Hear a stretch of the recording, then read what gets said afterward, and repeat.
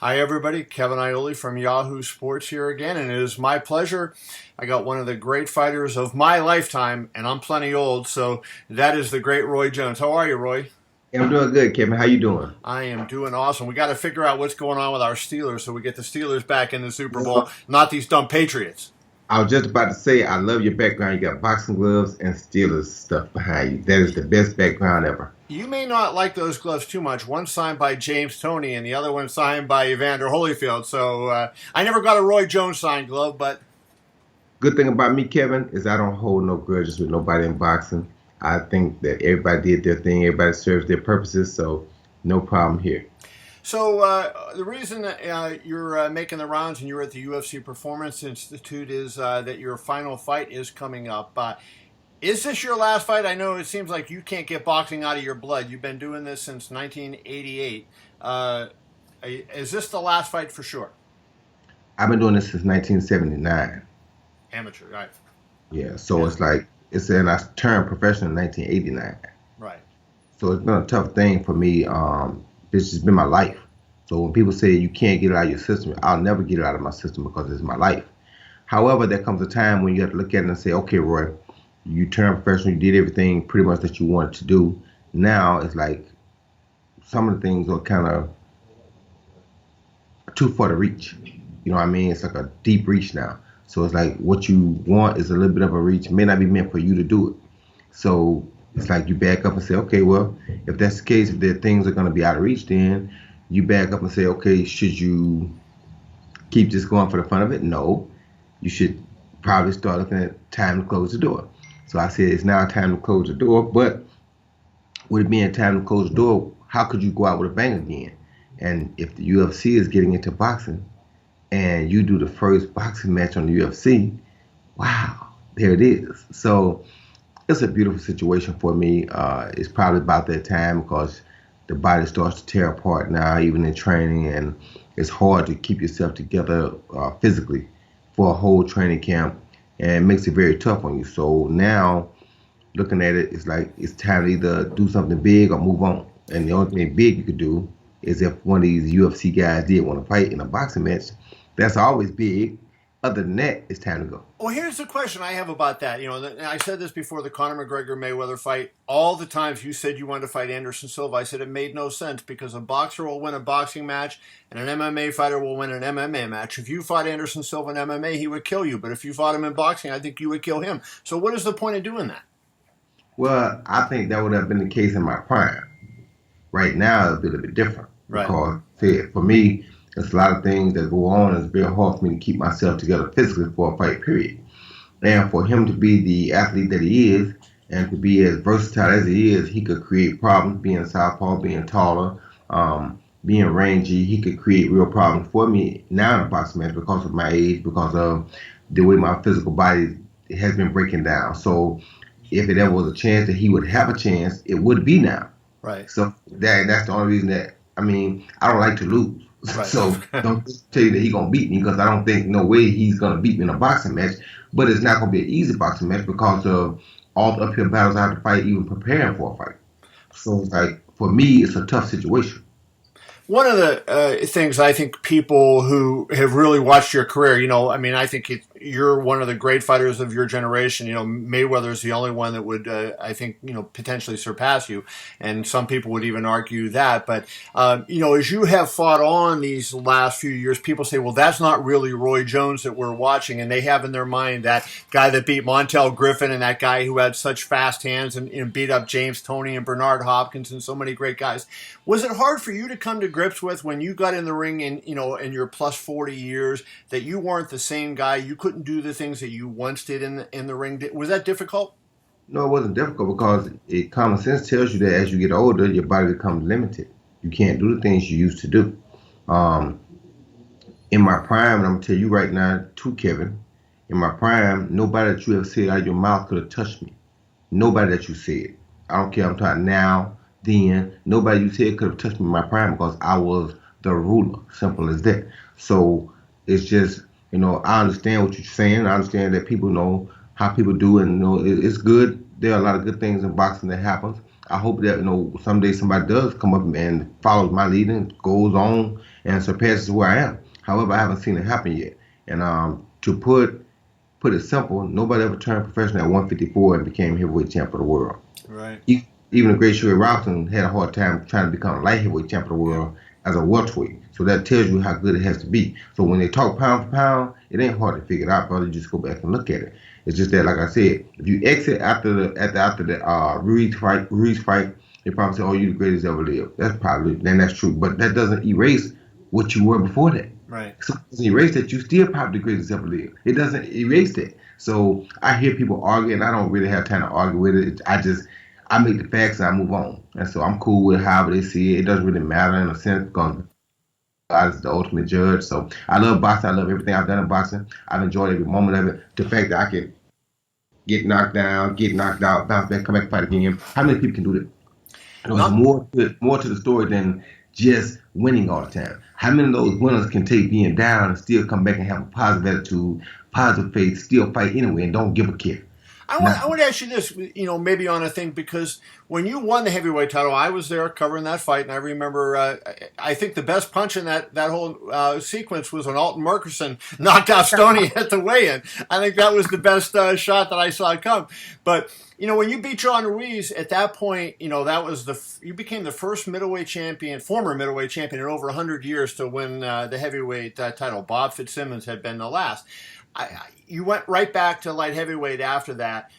Was that a mistake, or do you feel like, because Tyson was there, Holyfield was there, and they were certainly not the guy they were in their prime? Did you ever give serious thought to fighting either of those guys, and do you feel it was a mistake you didn't? Tried to fight Tyson right away. Tried with everything I had to fight Tyson right away. As a matter of fact, Jay Prince even called him for me and got him on the phone. We tried to make the fight happen. He said he wasn't interested. So I did that, but here's the whole thing, what people didn't understand. Bob Fitzsimmons won the heavyweight title, then he went back and recaptured the light heavyweight title. That's the hardest part of that whole story. Right. Just winning the heavyweight title, but going back and losing the weight and recapturing all that weight. You feel me? That's the hardest part of the whole thing. Now, I was willing to take one fight with Tyson if I could have before I did that, but I still knew I had to go back and do what Bob Fitzsimmons did, or I could never say I did what he did. Yeah, I could have been the first man in over 106 years to go up and win the heavyweight title, but he went back after that and recaptured the light heavyweight title. That's the hardest part of the whole thing. If you don't do that, then you can't go around here saying you did what Bob Fitzsimmons did. That's not true. You tried. Yep. That was a tough thing.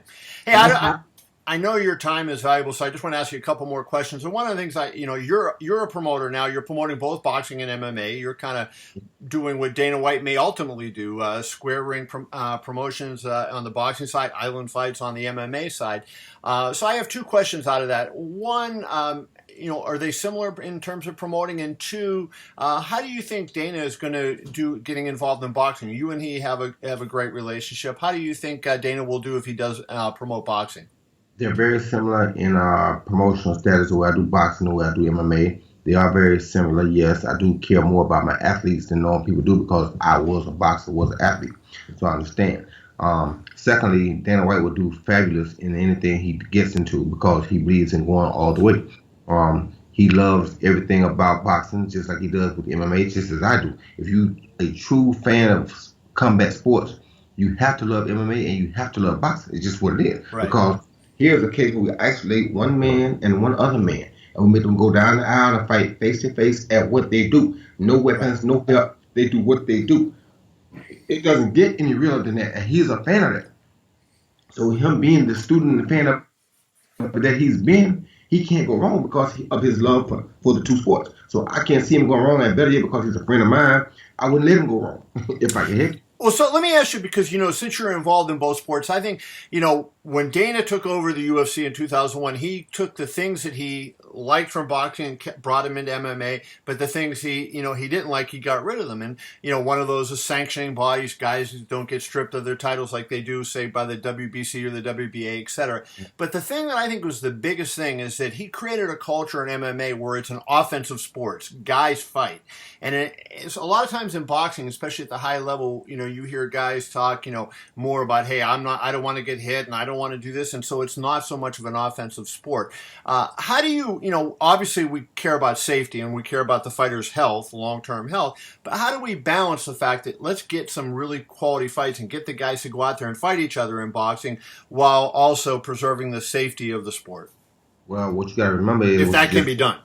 What you just said is a very smart and positive thing, because here's what it is. MMA was created to cause more offense. In MMA, we don't want to see a defensive fight by nobody. Right. Because it just doesn't make for a great fight. In boxing, offensive fighters and defensive fighters make for the best fights, because the one guy's trying everything to get to the guy and kill him, and the other guy's trying everything he can to get away from the guy while he beats him and not allow him to be killed by that guy. So that's like Ali Joe Frazier are the best fights we have. I mean, don't get me wrong, the guy that Ward fights are good fights, but those would be better in UFC type atmosphere than they would in a boxing ring. The Ali Frazier is the fight we really want to see. You understand me? That's a fighter and a defensive fighter. Offensive fighter and a defensive fighter. So you could never take that equation away from boxing, because that is made for Sugar Ray Leonard and Tommy Hearns. Some of the greatest boxing matches of all time. I mean, that makes for the elite great boxing match, because the elite boxer is the guy that wants to hit and not get hit. The heart and soul guy is the guy that's willing to take all those hits to get their shots in.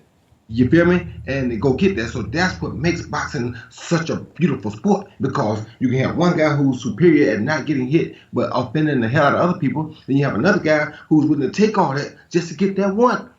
That's what creates boxing. So you can't mesh that whole thing together, because there's two separate sports on that aspect of it. Well, one of the reasons you were so great was because you had the offense while also having the defense. And, I always thought, you may disagree with this, and I want to get your take. I thought your greatest performance in your career was not the John Ruiz fight, and it was not that first Bernard Hopkins fight when you dismantled him. I thought it was the James Toney fight. Toney, a lot of people thought, was pound for pound the best, and Toney was a great offensive fighter as well as a good defensive fighter, and you really took him to town. Now, he'll say that he had trouble making the weight. Would you agree that that was your best performance in your career? And do you feel like you established yourself in that fight as the greatest of the era just by what you did to a guy like a complete fighter like Toney?